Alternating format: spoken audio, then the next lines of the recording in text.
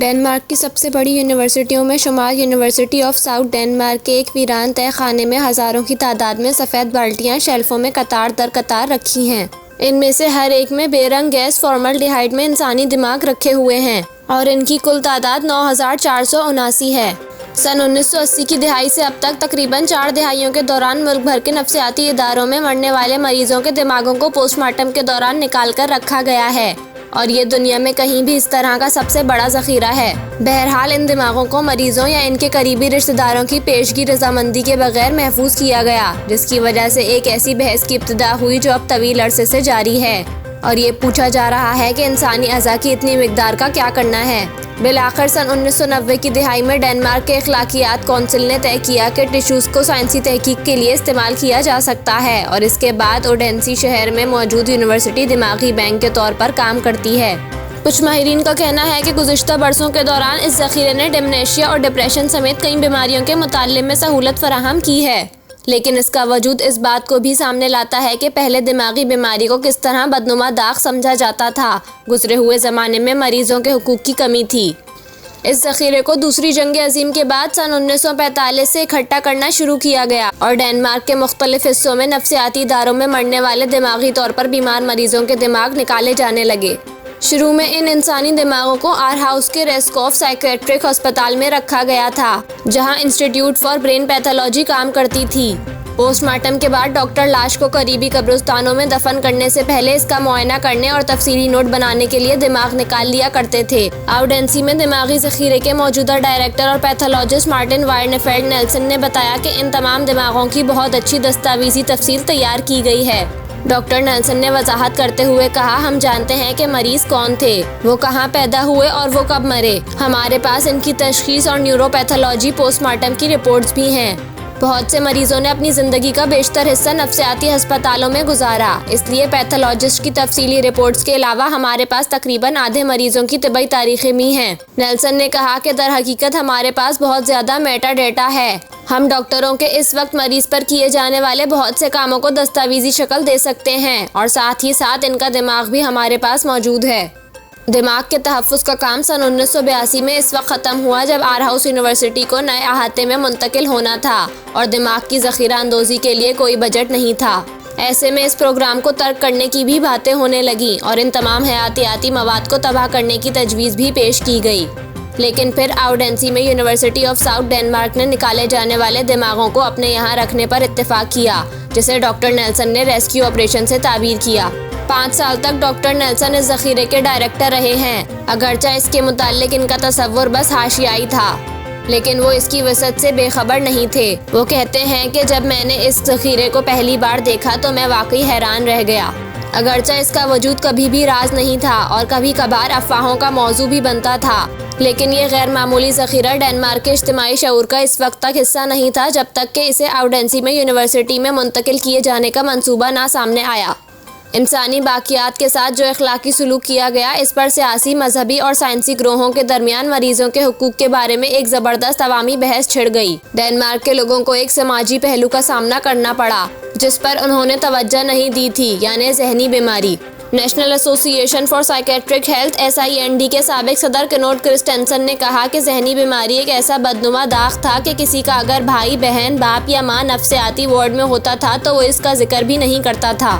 انہوں نے بتایا، اس وقت مریضوں کو ان کی پوری زندگی کے لیے اسپتال میں داخل کرا دیا جاتا تھا۔ ان کی بیماری کا کوئی علاج نہیں تھا، لہٰذا وہ وہیں رہتے، شاید باغ میں کام کرتے یا باورچی خانے میں کام کرتے یا کچھ اور کام کرتے تھے۔ وہ وہیں مر جاتے اور اسپتال کے قبرستان میں دفن کر دیے جاتے۔ نفسیاتی مریضوں کو بہت کم حقوق حاصل تھے، کسی بھی قسم کی منظوری کے بغیر ان کا کسی مخصوص معاملے کا علاج ہو سکتا تھا۔ کرسٹنسن نے کہا کہ یہ بہت ممکن ہے کہ مریضوں کے لواحقین کو اس بات کا بھی علم نہ ہو کہ ان کے دماغ کو محفوظ کیا جا رہا ہے، اور کہا کہ ذخیرے میں موجود بہت سے دماغوں میں لوبوٹمی کے آثار ہیں۔ اسے ہم آج ناقص علاج کے طور پر جانتے ہیں، لیکن اس وقت وہ بہت عام تھا۔ جب کرسٹنسن SIND کے صدر تھے تو وہ یہ فیصلہ کرنے میں شامل تھے کہ دماغوں کے ساتھ کیا کرنا ہے۔ یہ ایک متنازع مسئلہ تھا جو بحث کے کئی مراحل سے گزرا۔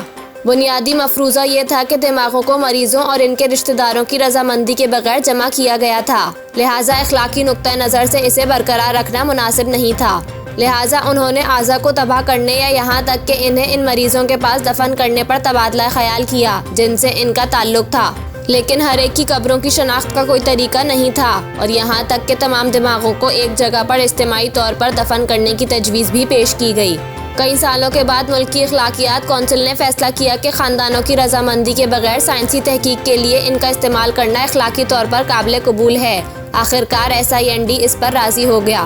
کرسٹنسن نے وضاحت کی کہ اس وقت یہ کہا گیا کہ ٹھیک ہے، ہم نے دماغ جمع کر کے ایک بہت ہی غیر اخلاقی کام کیا، لیکن چونکہ ہمارے پاس اب وہ موجود ہیں، اس لیے یہ بھی غیر اخلاقی ہوگا کہ اس مجموعے کو تباہ کر دیا جائے اور اسے تحقیقی مقاصد کے لیے استعمال نہ کیا جائے۔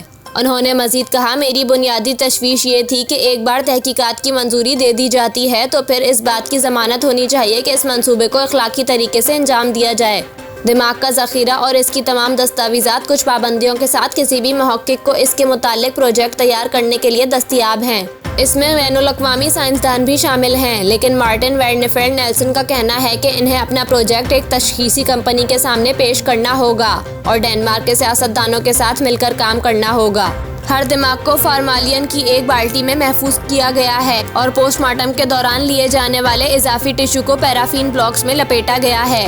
اسی طرح ان کے پاس بہت سی اصلی مائکروسکوپی پلیٹیں ہیں جو اس وقت بنائی گئی تھیں۔ ڈاکٹر نیلسن نہ صرف ذخیرہ کرنے کا انتظام کرتے ہیں بلکہ مواد کے بہترین استعمال میں محققین کی رہنمائی بھی کرتے ہیں۔ دماغ کے DNA میں ہونے والی تبدیلیوں جیسی چیزوں کی جانچ کرنے کے لیے مالیکولر بائیولوجی کی نئی تکنیکوں کا استعمال کرتے ہیں۔ ڈاکٹر نیلسن نے کہا کہ یہ ایک لاجواب سائنسی وسیلہ ہے اور اگر آپ ذہنی بیماری کے بارے میں مزید جاننا چاہتے ہیں تو یہ ذخیرہ بہت مفید ہے۔ اس ذخیرے کے ڈائریکٹر کا کہنا ہے کہ در حقیقت سائنسدانوں کا اتنے سالوں پہلے مریضوں کے دماغ کو محفوظ رکھنے کا فیصلہ محققین کی آئندہ نسلوں کے لیے ایک زبردست قدم تھا۔ ہو سکتا ہے اب سے کچھ عرصے بعد، شاید 50 سال یا اس سے زیادہ، کوئی آئے اور دماغ کے بارے میں ہم سے زیادہ جانے۔